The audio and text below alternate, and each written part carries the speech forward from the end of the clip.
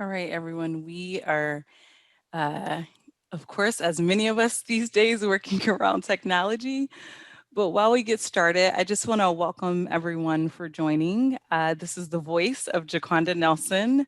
I am a resident of Edgewood, and I am super excited to be able to host and moderate this conversation. So, before we get started, and while we're waiting for that, I do just want to call out the wonderful team who have pulled this work together, made it happen. We have Jesse Holden with the Mount View Community Center, Chief Micah Lundborg, who is the Chief of Police for the Edgewood Police Department, Joshua Schulkind at the Mountain View Community Center, Angel Swanson, who is an Edgewood resident, Rosie Toman, who is the Edgewood City Council, on the Edgewood City Council, and Aundre Washington, who is an Edgewood resident. So if you're wondering, how did we get here? Again, I'll share a little bit about that. So like many people across the nation and across the world, many of us are navigating just what's happening around so many different issues. And we really wanted to come together as residents, as people who are passionate about our communities and know that there are barriers that exist. And we could talk about many of the barriers, but one of the barriers that we're addressing today is around race. And so you will hear through today's conversation and the subsequent conversations that we have planned around being courageous and talking about those topics head on. And so this particular conversation really focuses on relationships. How do we have the conversation around systemic racism in the community? How do we talk about the barriers that exist for people of color? And how do we start bridging the gaps? And the first way to do that, as we will see through a conversation with Aundre and our chief of police, that it really begins with the relationship. I won't go into how the conversation started. They will do that for you, but it really was about reaching across, breaking down barriers, and really being courageous in doing so. This is a safe space for listening. This is a space for learning. And this, again, is a space to really address barriers. And so I will tell you that through this process, I have gotten an opportunity to learn from every single person who helped put this together and other conversations that are happening in our communities. And we are all experts in a lot of things. But what I can tell you is tonight we are just experts at being human beings. And the goal is to move our conversation forward. So I'm getting a message. I think we may be able to come on video. Not yet. So just give us one more moment and hopefully you will be able to see us. Otherwise, you will be listening in on a podcast. So one moment, please. There we go. There we go. My people. Thank you so much. So the way this is going to work, we do have our amazing, wonderful Erin Toman, and I think I'm pronouncing their name wrong. Sorry, friends. Never been this formal. This was such an informal process. So apologies, friends, if I mispronounced your last name. So if you have any questions or thoughts or anything that comes up during this conversation, go ahead and drop it in the chat. It will go to our facilitator of our technology, and we'll be sure to make sure we get those added in the conversation. So I'm super excited to be here. I have to brag a little bit. I've kind of had a front row seat to this relationship and just how much it's evolved. And you are definitely in for a treat. So before we jump into it, I will let you introduce yourselves. Maybe we'll start with you, Aundre, and then Sure. Chief, you can follow. Yeah, my name's Aundre Washington. For those of you who don't know me, resident in Edgewood, I have the privilege and honor of serving Brook Lake Christian School and Brook Lake Church in a ministry capacity and in an educational capacity. And just really excited about this conversation and unapologetically African American man who is interested in racial reconciliation. Thank you, Chief. And my name is Micah Lundborg, and I've been the chief of police here in the city of Edgewood for just over 3.5 years now. And I will say I have learned more than I can ever imagine on the subject of race, probably in the last 3 to 4 months. And I'm holding Mr. Washington responsible for educating me and opening my eyes to a world that I sad to say, I thought wasn't what it wasn't as it was, and so it's been an interesting journey, and I'm just amazed at what I've learned in such a short amount of time, and humbled by the people in my presence here. So.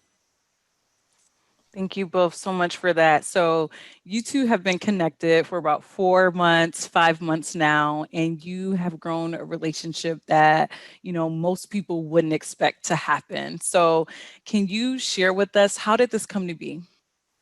You want me to take this one, Chief? Yeah, I'll let you start. Yeah, so obviously it started with the murder of George Floyd. That happened back at the end of May. And like many people, Black and white people, it really turned our world upside down to see what we saw for those 8-9 minutes. As we saw his breath leave his body, and just the evilness and the apathy and the carelessness of the individual who did it. And so me sitting in my home, just thinking through, like, man, I gotta do something.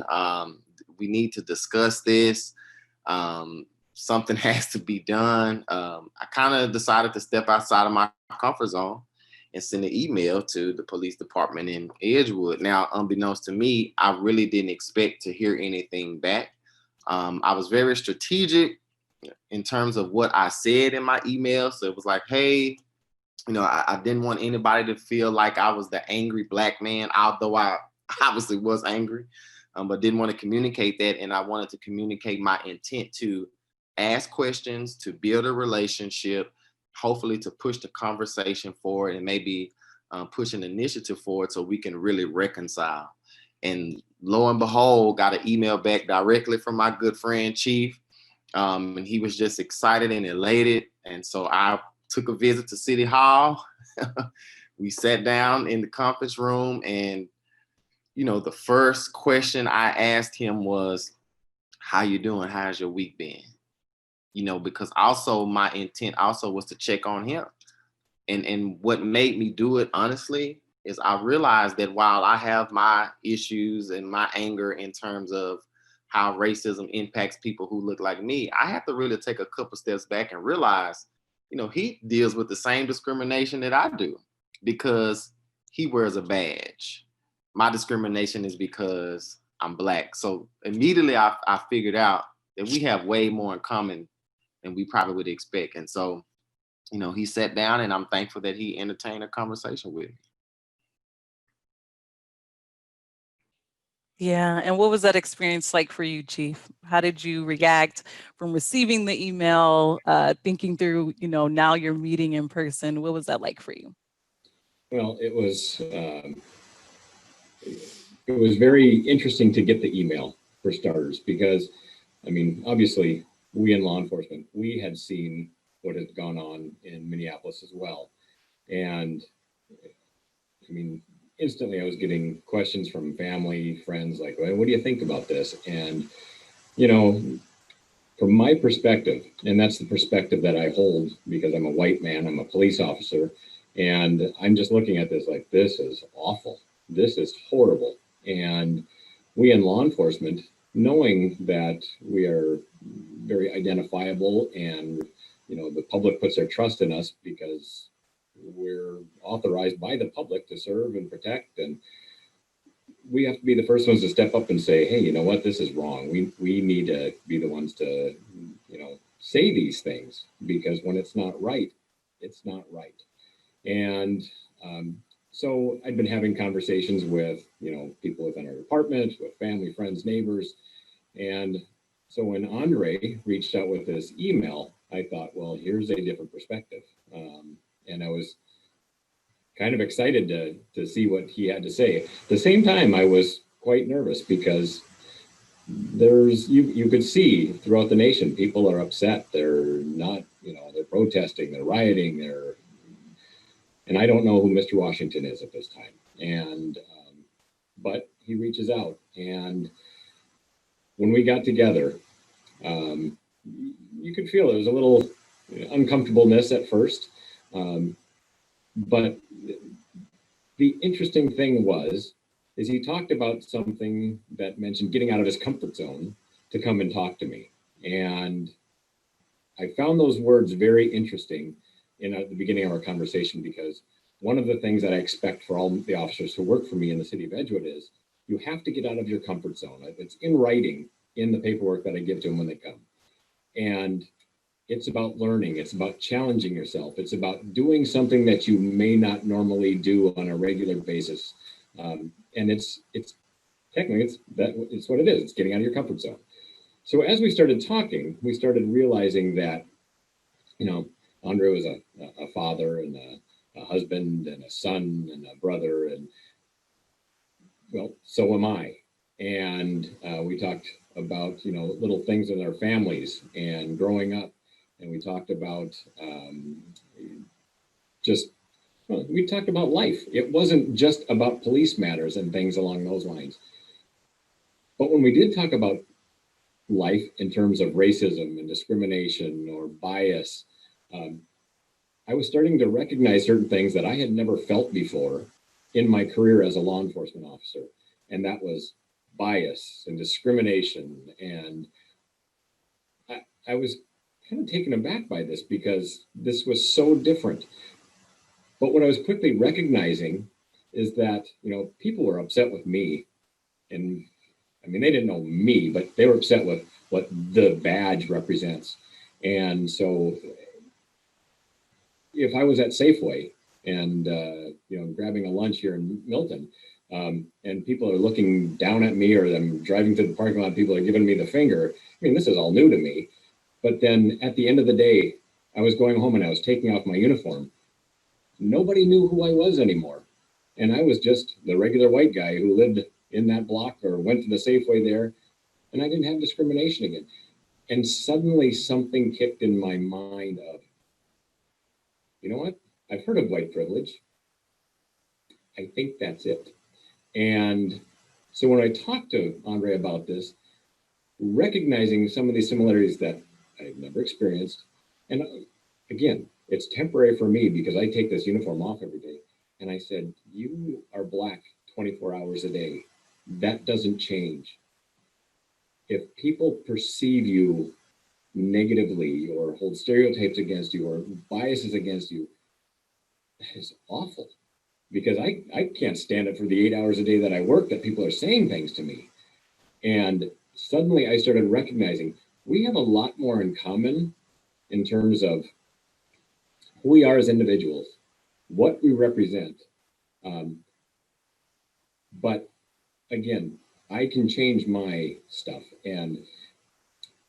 But it's that recognition, I think, that suddenly, I don't know, Aundre's approach to this was so informing to me. And then talked about books to read, or, and I have immersed myself in education over the past 4 months, reading more books than I've read, all last year in the past couple of months, watching videos and YouTube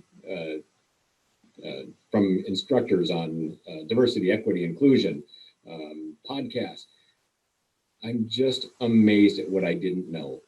And I'm just a little embarrassed by it. Oh, no, but you're here now. You're here now. So thank you so much. So clearly you both have learned so much from each other. What do you think have been barriers to this type of interaction happening, or this type of conversation happening here and across the nation? I think as human beings, unfortunately, due to our history, due to the way we have been raised, due to the things that we have seen, I think we have developed a callous over the years, and which has caused us to lack empathy for one another. And many of us want to be in control of everything, even if that means controlling on whether if a person is deemed as a person who should be dignified or not. And think about, we all have our own culture, internally, and then you place that culture in a broader culture. You place that broader culture into the culture of America, and then ultimately it boils down to just everybody's fallen nature in terms of sin, due to the great fall way back when. So, I think that has been the barrier. That is the barrier. It is just, we all have a fallen nature. And unfortunately, for some of us, we have been raised in such a way or exposed to certain things or have these presuppositions or preconceived notions that have been ingrained in us throughout time, history, and space because of how we grew up, because of culture, because of lack of knowledge, and so we're all perishing because of that. Or shall I say, our relationships are perishing or being destroyed because of that. And so it goes back to what Chief said. We have to be willing to get outside of our comfort zone, because honestly, Jiquanda, I was like, man, I'm kind of nervous about typing up this email. What if these people in the Edgewood PD view me as just another angry Black guy? That was my thought, but I had to push past that because of the hope that I have, because, I feel like we should be able to reconcile, and I could only hope and pray that they will respond accordingly. And so ultimately, I think that the barrier that has started it to begin with is just the fallen nature that we all have, which has caused us to really not view each other in the way that we should. Basically saying that everybody is created in the image of God. And so sometimes we fail to do that. And I think that's why I even opened this session, because that's one thing I captured in the conversation between you two. I'm like, I know I'm talking to a Black man and I know I'm talking to Chief of Police, but they are human beings right now. That's why I said this space is really us getting at the heart of being experts at human beings. So thank you so much for that. Chief, what about you? What do you think have been some barriers even in your space and your experiences? Well, obviously, I think education is one of them. Again, these are embarrassing things to admit, for a man in his 50s who can say, my education on Black history consisted of, there was slavery, Lincoln abolished slavery, and we went on with our life, essentially. That's kind of the history I seem to remember as a child. There's apparently a whole lot more to it. And I'm learning this now, and this is where I'm seeing, when you talk about systemic things, when you hear this on the news, I didn't understand what systemic racism was, or prejudices that can carry on through generations, and what happens when someone is subjected to racist or prejudicial behavior through a lifetime, and then their next generation encounters that and feels that, and how that plays out. What happens when you keep someone down and not allow someone to live in a neighborhood, and not give them loans because they can't get into a neighborhood? All this stuff, I had no clue that this existed. So I grew up in a very middle class white family. My father is a retired pastor. My mother was a social worker. I would like to think that our education was good, but there was a lot lacking in terms of history and learning about other cultures. I think that is probably one of the inherent problems that we're seeing now throughout all of this, because I'm pretty sure that the people who come after me haven't had the education that I'm talking about now, because what your kids are getting in school, and it's probably not as well-rounded as we might like to think. The other thing I think that is Aundre mentioned this as well, and he talked about empathy. And I truly think there is a lot of lack of empathy in society right now. I heard this on a podcast where they talk about, you can go into a bookstore and find countless books on self-help, self-improvement, but there's not a whole lot in there on how to help others and how to improve others. And I think there's a lot of truth in that, because the things that Aundre and I have been talking about have been kind of putting yourself in someone else's shoes. How do you feel about this? And these are the things that open up these long answers, the chance to listen to someone. Tell me how you feel about that. What is your perspective on what just happened? That is empathy. And when you can recognize how someone else is feeling about something or see something through their, from their perspective, that opens so many doors. And I think that is very important. And probably lastly, one of the things that I think is important is to be humble about all this. I mean, recognizing I didn't realize what I didn't know until recently. The things that he has experienced, I will never experience. Those are the kinds of things that a little humility, I think, is very important in today's society. And to stand out on a street corner and have people protest and other people say, well, it just discount someone's perspective on that. And if they're saying Black Lives Matter, you're saying all lives matter or blue lives matter. We're not giving someone the chance, to recognize what they're feeling or what they're how they've been suffering or whatever it might be. And I think a little humility, a little empathy, and a little education can go a long way. Yeah. So what has been some of your aha moments throughout this whole thing? I know you kind of shared a little bit, Chief, but even in the process, not even necessarily about the, it can be about the knowledge and everything you're reading, but what has been an aha moment for you in this space? For me, I asked Chief, pretty much I wanted to get his analysis on what the officer did to George Floyd. Here recently, I wanted to get his perspective on what happened to Jacob Blake from an officer's perspective. And obviously those situations played out differently. So that has been interesting to me to hear his side of the story, from behind the badge, if you will.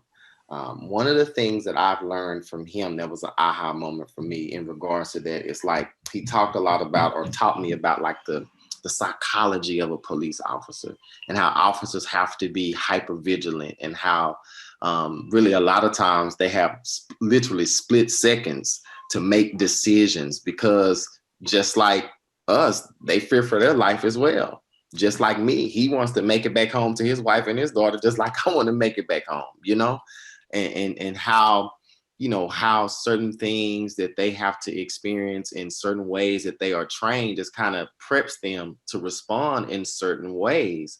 And so for me, it's like, man, I never really tried to look at it from an officer's perspective, because as a Black man, I know all we see on TV, right, is Black man doesn't really do nothing wrong, boom, get shot.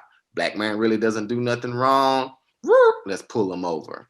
You know what I mean? That's all I know, which is unfortunate, but to hear, not to justify the actions of the unjust police officers, it's not what I'm getting at, but to get some of the perspective as to why officers may do what they do. Sometimes they have to. Another aha moment is when Chief looked at what the guy did to George Floyd. I know a lot of people were saying officers need to go through more training. They need to change their tactics. Aha moment for me was Chief said, that is not our tactic, what he did. So that's when I was like, wow. See, I'm looking at it thinking that's a tactic that he was trained. He was like, no, we're not trained that way. So even how the media can misrepresent Black people, the media can also misrepresent police officers at the same time and have all the Black people thinking this is how they treat you. And so another aha moment is, man, look how the media has hijacked this narrative, and they're just corrupting the narrative even more. You have Black people mad at officers, and you have officers wanting to be aggressive with Black people. So for me, it's just learning his experience as an officer, and how certain things are what they are. And it has really been enlightening to me. And another thing that he taught me was, we talked a lot about dignity. So he said, even if an officer has to, let's say, if the criminal or whoever is trying to use excessive force against the officer, right? The officer has to defend themselves. He said, even if I gotta put somebody in a chokehold, he said, something needs to switch in my psyche where I tell myself as an officer, okay, let me slow down a bit, because I still have to affirm this person's dignity. They may have broken the law. They may be trying to stab me, but let me get control of the situation and stop and go, wait a minute, they're still a human being. And if we can get more police officers to have that mindset, then maybe, just maybe, we won't see a lot of the mishaps that we're seeing in terms of how police officers interact with African Americans. So just for me as a Black man to learn and to hear his perspective, from a technical perspective, from a tactical perspective, in terms of his profession, it has really caused me to view police officers differently, shall I say. Yeah. What about you, Chief? What have been some major aha moments? Um, the kind of the funny thing is we have so many similarities, and Aundre brought up the one talking about hypervigilance, and we talk about being, if you're a Black man or a Black person and you're being stopped, and the feeling of what's going to happen here, and being on that heightened state. And we talked about, as a police officer, being hypervigilant so much throughout the day, throughout your 8 or 10 hour shift, and what that does on the body. It's exhausting. It's taxing. I mean, you can't do that for that long without physical problems. And realizing that if you're Black, you can have that as well throughout your day. If you're walking into a store and people look at you and think that you're stealing something, or think, why is this person in the neighborhood, or something like that. And just recognizing, again, those similarities of, we're both struggling with this. And I think those are the things that are just, kind of a shock. The other things that Aundre alerted me to, and I've seen now in some reading of talking what it does to the person, or to a generation of people who are constantly, being oppressed through, law enforcement being a big thing. When your great grandparents were dealing with law enforcement and the stress that came with, and then to the grandparents, and then to the parents, and now to you, that there's actually, like, post-traumatic stress carries over generationally. And so when we see kids that are out there, and you think, well, how can they, they're protesting, they're young, they're not seeing, racism like their grandparents did. But to recognize that they're probably feeling something just because of who they are, how they've been raised, and what's part of their DNA at this point. And I think I never thought about that before. And I think the other part that, I had mentioned, there's a common phrase, and it sounds horrible to say this, but there's a common phrase that goes in police shootings and when there's a Black victim. You hear it from everyone who gets on TV. I thought that could be my son. The witnesses, the neighbor. I pictured my own son, my own, child, my brother, my father, whatever. We don't hear that from any other race saying, I thought it was my son. This has got to be painful. We don't recognize this I don't recognize this because I'm not Black.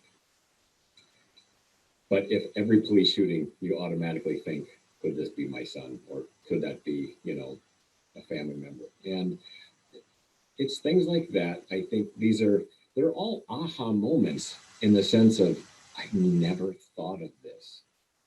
Your perspective is different. I've never thought of things through your eyes or through standing where you stood. All these things are just aha moments to just say, I am sorry that this has happened. Let's talk about a little empathy here. And I think this is one of these things in law enforcement that is so important at this point is, yes, a shooting has happened. Yes, there will be investigation. We know that's coming. The whole public knows that. But in the meantime, this is a tragic scenario. It's a tragedy to the family. And while this plays out, we need to mourn the loss of this person. No matter what, even if this person was trying to kill a cop, this is someone's son, this was someone's family member, it's still a tragedy. We don't want to hurt anybody. We don't want to shoot anybody. But to at least recognize that for this family, they're going to be angry and they're going to have questions. And no matter what answer you give them at this point, they're probably not going to necessarily want to listen to it or hear it. But we can still show some empathy to the family. So I think some of those are aha moments that just looking at something through someone else's eyes and getting that perspective can be very valuable. So can I ask you both, like, how are you kind of paying it forward, right? Like, how are you taking what's happening in your relationship and translating it into your respective spaces?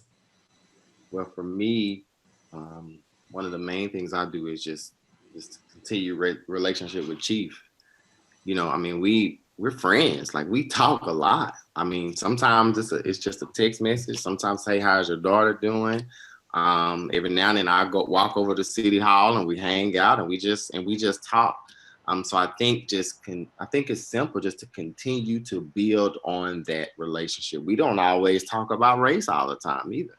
You know what I mean? Just continue to invest in him. I purchased a book specifically for him, because I want to see him thrive. I want to see him learn more because I know he's actually going to apply it. So things like that. My wife gave birth to our daughter 2 months ago. Him and his wife went and bought her something, so stuff like, I feel like that right there, those simple things, the relationship is paying it forward.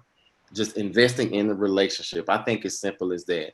In terms of any other space that I find myself in, just if people are willing, having the conversation and trying to build on the relationships. When people have questions and want to talk about race, I mean, I do kind of gauge it because sometimes people can be tripping sometimes. So I have to be careful about that. But, I invest in those relationships. I don't think we have to approach this piece of it necessarily in a pragmatic way right now, although there are pragmatic ways to do it, as we all know. But I think right now, the biggest thing for me is just invest in relationships with the hope that people will invest in me, that when I get upset or angry about a Breonna Taylor, empathize and understand why I'm upset. Empathize when I really don't want to talk right now. You know what I mean? Because my heart is broken about what I'm seeing because I have a daughter now. It could be her, so just understanding, empathy, investing in the relationship. I think, paying it forward would be, like I said, and I don't mean to sound redundant, but investing in the person that does not look like you, act like you, think like you, or vote like you. Yeah. What about you, Chief? Well, like I've said, I have had more discussions on race now in the last several months than I've ever had. And there's probably some people who, work up here that are like, okay, Chief, that's enough. That's enough. Let's take a break from this. But again, they're difficult conversations. And I've had these with family members, extended family members, my neighbors, citizens. I've had all of my officers in the office have probably heard it at some point or another. And, you know, we've got people here in law enforcement who are, you know, you've got different, we're just members of society. So you've got people, you know, on different political spectrums, they've got different beliefs on certain things. And we're also very protective of, you know, people who are saying we did something bad or we did something wrong. And so when the news is on and there's, you know, all this media attention talking about police brutality, and it's hard not to take things personally. And I mean, there's kind of a regular coaching, you know, or talking one down, like, these are people who are upset about something. This is not about Micah Lundborg. This is about a system. This is not about the Pierce County Sheriff's Department right now. This is about law enforcement in general. And, you know, this is why they're upset. And trying to, you know, have these conversations with officers to recognize, because remember, 4 months ago, I didn't know anything about the history. I didn't know anything about systemic racism. I didn't know anything about, I knew a little bit about empathy and things, but it was an attack on me and law enforcement. And trying to change that perspective and share that with the people that work here, I think is incredibly powerful. And it's been very fortunate in the sense that we have Black officers here in Edgewood, and we have other officers of color in Edgewood and throughout the Pierce County Sheriff's Department that I've reached out to talk and have these conversations. And it's powerful to realize that this reach is going farther with each one of these, because I'm not the only one having these conversations now. It's others. And it may not be easy for some of our Black officers to be able to say certain things, because they're in, I mean, I can't speak for them either. It's a Black man and a police officer. So they're feeling different things at different times from different people. And, but to empower them and hold them up to say, you know, hey, we support you for whatever it is, but you can speak here, you can talk about things. And these conversations have been going on now more than I think most would imagine. I've had it with the downtown sheriff's department heads. I've had it with, you know, South Hill people. I've had it with the people in Edgewood and some other law enforcement agencies around the area too. So it's been very good.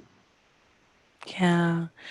So let me ask this. So, you know, if we kind of think about it in terms of the context of this conversation, you have, you know, Black, Indigenous people of color who are saying, I am tired.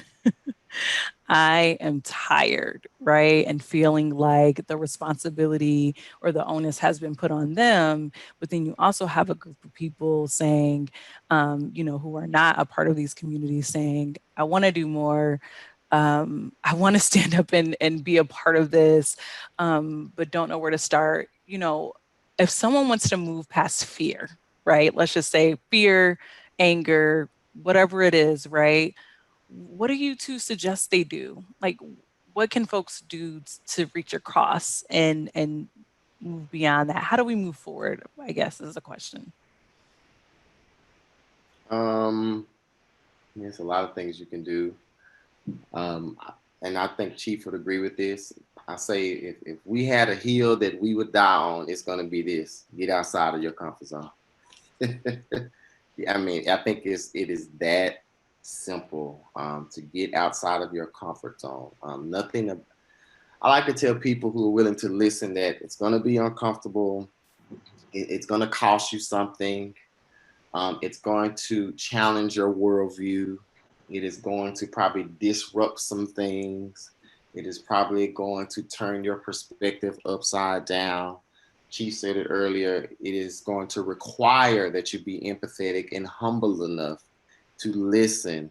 If you are one of my white brothers and sisters, it is going to require that you divert your privilege and your power to the margin take that step back and listen. Not listen to respond and argue.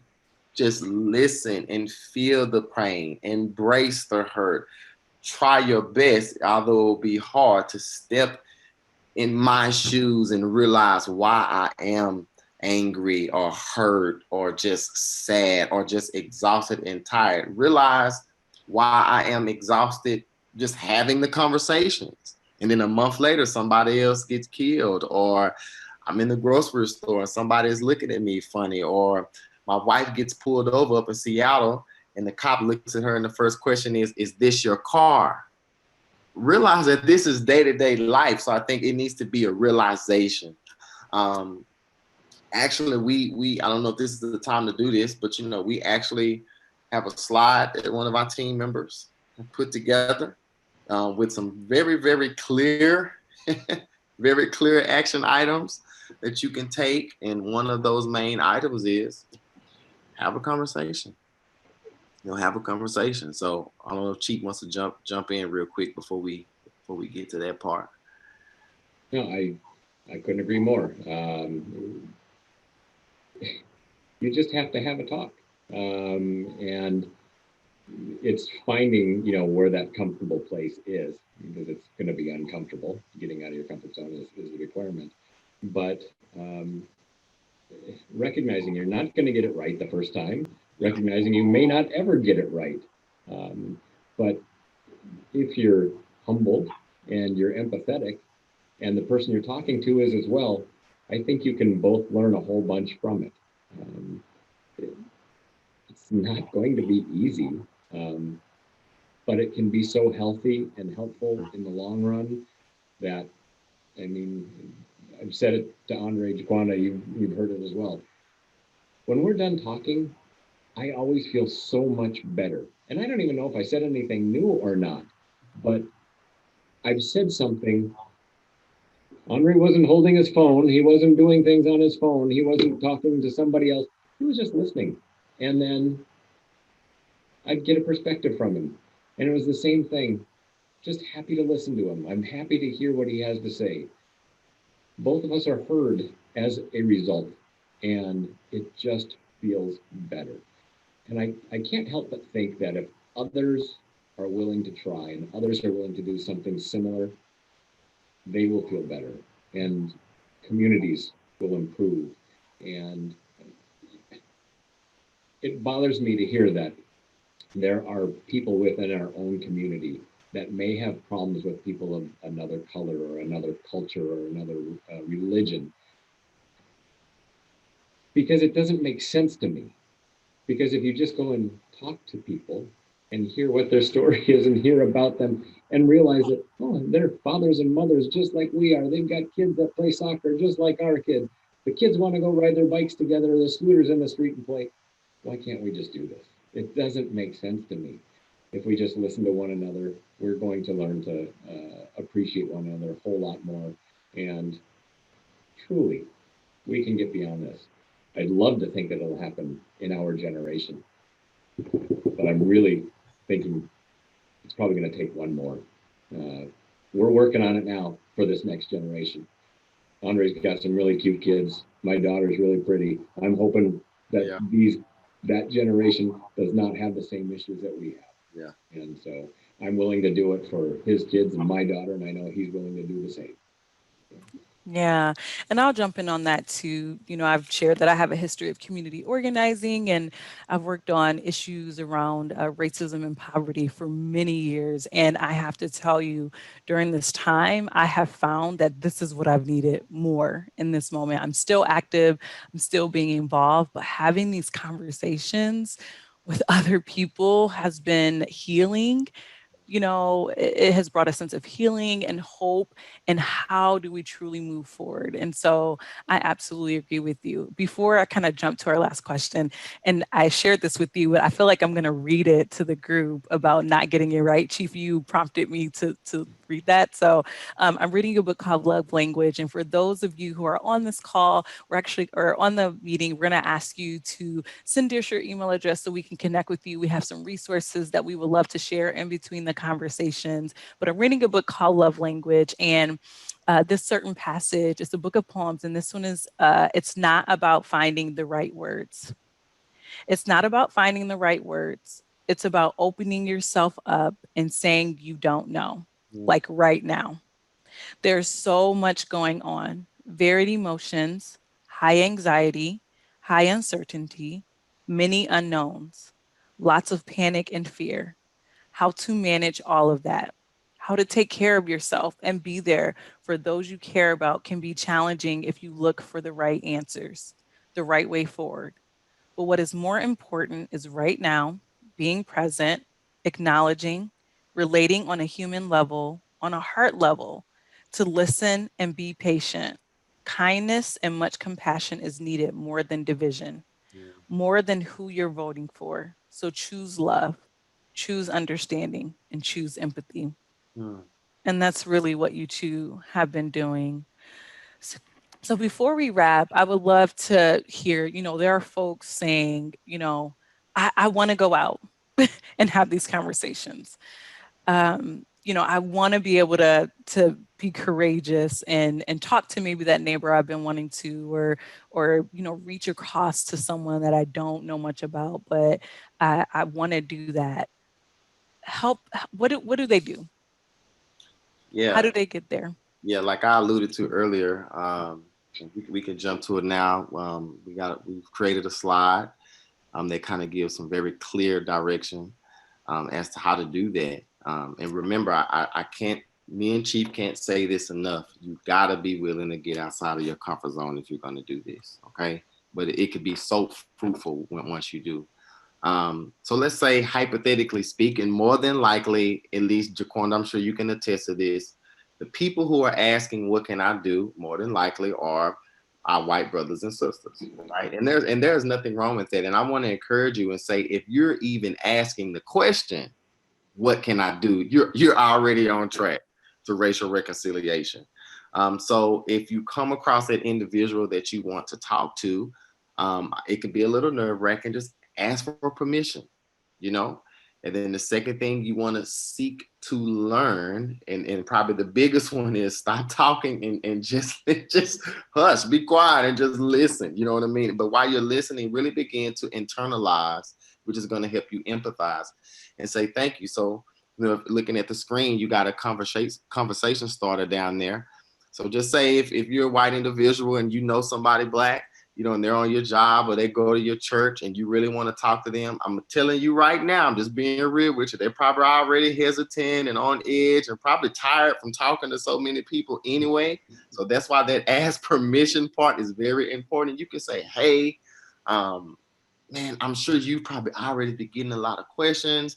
My name is John Doe. I've been seeing you around.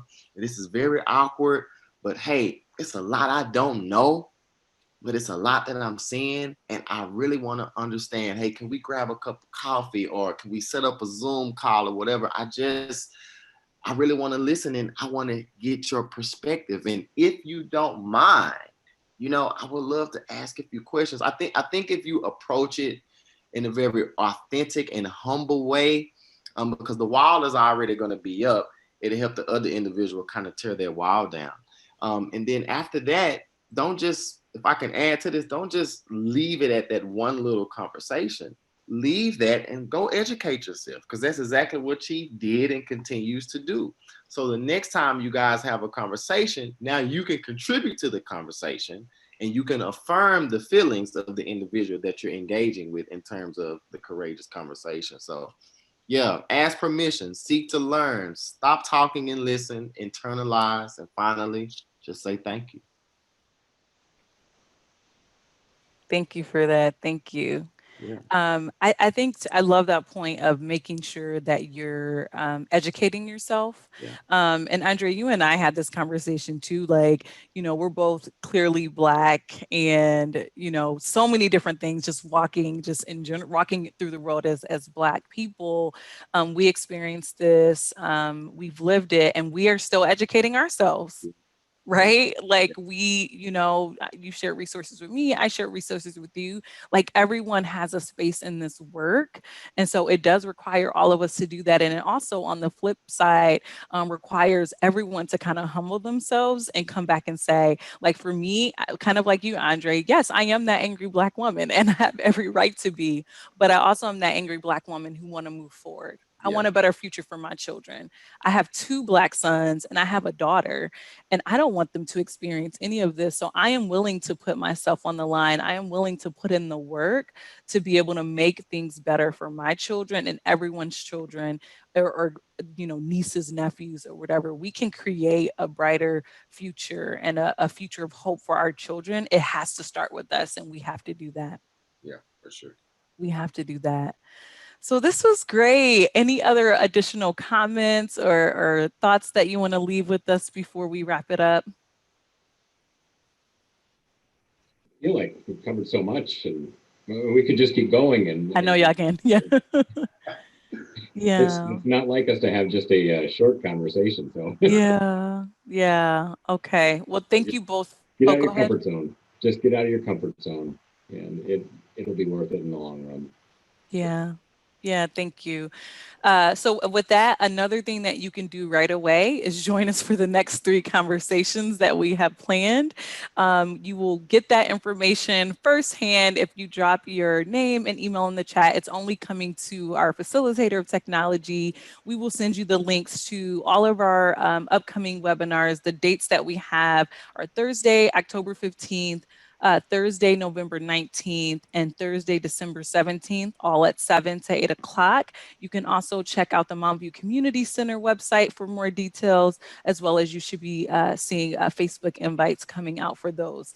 Again, we'll have materials. We would love to hear from you. What are some resources you've been leaning into? What if things have helped you? And we just want to stay connected. So thank you so much, everyone, for spending your time with us. We appreciate it. We are encouraging you to go out, have those conversations, move past fear, get out your comfort zone, and let's all create a brighter future for tomorrow. So thank you so much, everyone. Have a great night.